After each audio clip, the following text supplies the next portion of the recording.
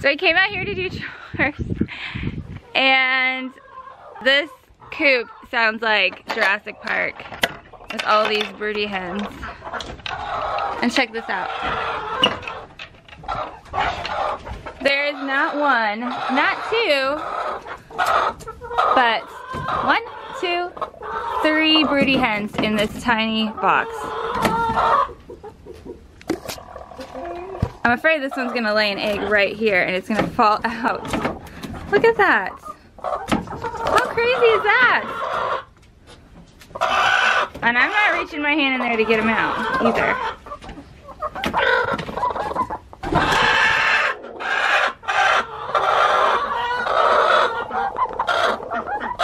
Your toes. Yeah? Where's your clothes? All right, so let's talk about tools. When I got to sit down and thought about this idea, these are 3 of my most versatile tools that I use the most, that I'm the most comfortable using. Some people, if you're just starting out, I will say, may not want to make this leap, with the exception of one set of these tools. So it's 3 different tools. I'm calling it 3 different tools, but actually in one of them there's a set of 3 tools. And normally you can buy these in a package deal. It comes like a set of 3. And they're very versatile tools, and I would highly recommend them, you buying them in a set, because I use mine all the time. I mean, I'm not kidding you.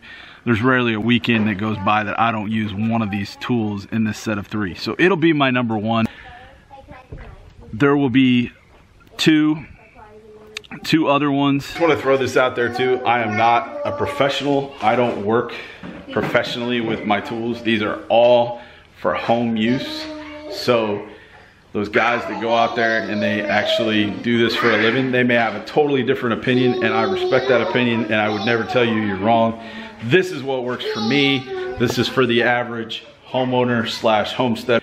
Tool number 1 that I would say is something I would highly recommend having, and I use this very often, is a chainsaw.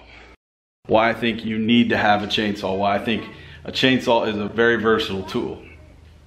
First off, if you do any kind of hunting, any kind of things on a farm, anything like that, you will understand that a chainsaw comes in really handy when you're cutting trails, when you are needing to take down a tree. As a city dweller for 13 years, as someone who was from the country but lived in the city for 13 years, I can't tell you how many times storm would blow through, neighbor would lose a tree, or I would lose a tree, and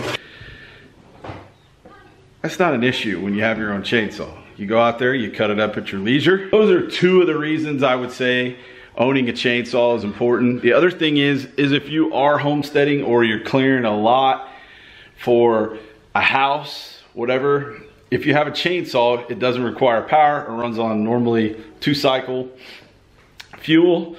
This is a Stihl, and it's an MS 250. I've had excellent luck with Stihl. I've actually owned 2 of them. This is my second one. I've also owned a Husqvarna. I think it's Husqvarna, yeah, Husqvarna. I have nothing bad to say about the Husky. I bought it used, and when I upgraded, I actually got rid of that one. And then my other Stihl, actually, I ended up being in a situation where I didn't really feel like I needed it, and I ended up selling that to a family member, I think. If you're just getting into owning your own tools and things like that, the chainsaw may not be for you. But tool number 2, if you're a weekend warrior, do-it-yourselfer, I think is almost something you have to own if you do a lot of do-it-yourself projects. It's a time saver when it comes to certain things like trim, wood flooring, anything like that. Anything that I have experience doing, I have found when I can use a miter saw, it saves so much time. You don't have to go to a table saw, which I do own. You don't have to sit there with a skill saw and try to make the cut happen and try to make it work. It's very portable. A lot of times mine's sitting up on sawhorses right now, just basically on a piece of plywood. You're gonna make square cuts very easily. You can square the blade up. The settings are very easily. You can also make angled cuts. This one is a slider, so it goes back and forth. So you can cut things up to, I think, 10 inches.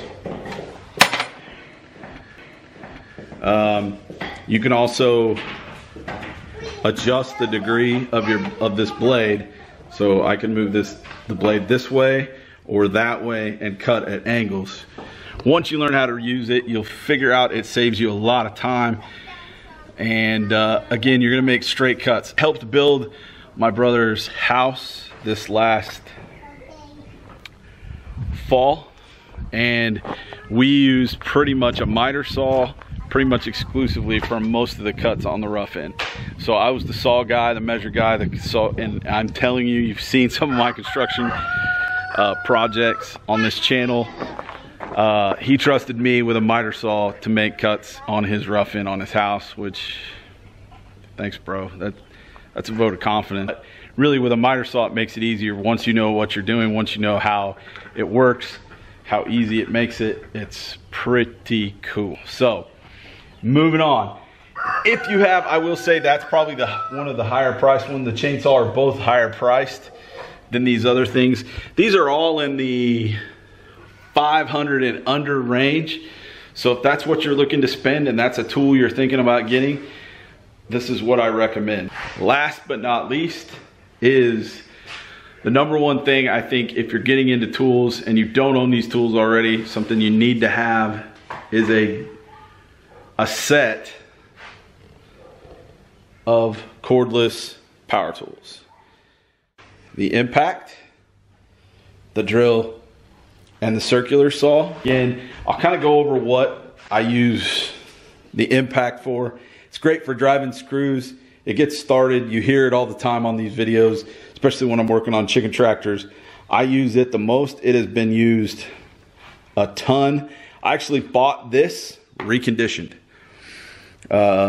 We were at an outlet mall and I bought it reconditioned, and the guy said, the first one I picked out, he said, hey, you don't want this one. So he went and grabbed this one, and I'm glad he did, because it has run. This has actually been underwater. I left it in a wheelbarrow one time out overnight, and it rained about 3 inches, and the wheelbarrow filled up with water. It was underwater.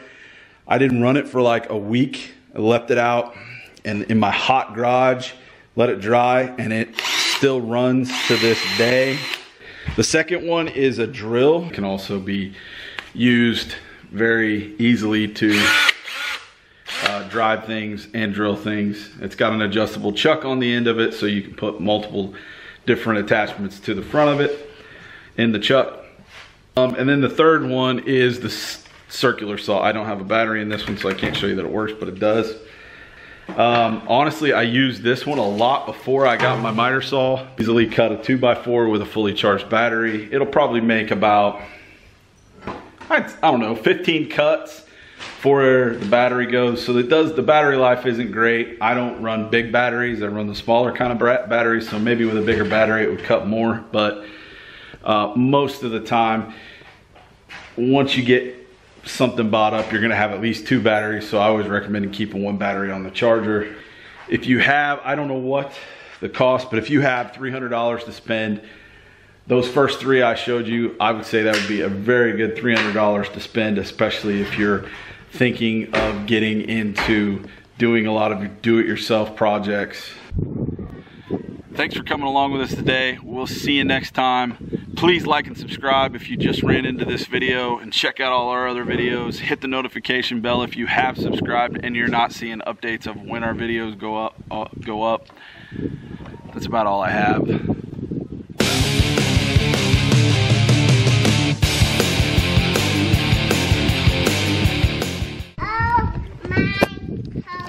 One thing I will talk about that I have a little bit of experience with is Harbor Freight cordless tools.